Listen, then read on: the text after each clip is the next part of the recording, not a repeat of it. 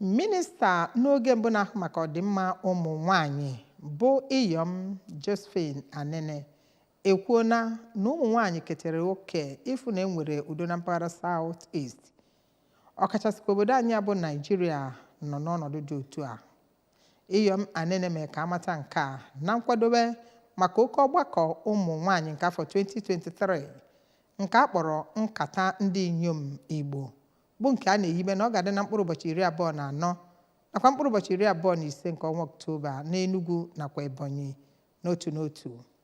Nke isiokwu ya bụ ka ụmụ nwanyị jikọta ọnụ were otu obi wee wulite udo na mpaghara be ha.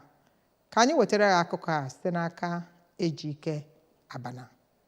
bụ onye jibu ọkwa minista n'ala Naịjirịa chi wee kọwaa ya bụ ọgbakọ bụ nke a ga-anọ ọnọdụ wee kpaa nkata banyere ihe dum ụmụ nwanyị nwere ike ime iji wee weta udo n'obodo Naịjirịa. Ọ kwalarịrị n'obodo Naịjirịa etegori ha ji wee gbasasịa agbasa ma nọrọchara onwe ha ma kọwaa na ọ bụ iji dozie ya bụ ihe ha ji wee kpọkọta ya bụ otu. Dịka ọ na-akpọ oku maka ịdị n'otu n'ala Naịjirịa, Oriakụ Anini kọwara na ụmụ nwanyị bụ ndị a ga-ejinwu wee dozie obodo a ma ọ bụrụ na enye ha ohere, ebe o ji onwe ya wee maatụ kọwaa na ụmụ ya dum bụ ndị Eshan n'agbanyeghị na ọ bụ onye Igbo. Etu a ka o si wee dịkwa n'ebe ụmụ nwanyị ndị ọzọ anụgasịrị nụgasịa mpaghara dị iche iche n'ala Naịjirịa. Ya bụ ọgbakọ nke ha na-achịkọba bụ nke ndị dịka Ngozi Konjo Iweala, Obieze Kwesịrị, Ọkammụta Chidi Ọdịnkalụ nakwa ndị ọzọ ga-abịa kwuo okwu na ya. A ga-ekwukwa okwu n'ihe gbasara ọnọdụ akụnụba,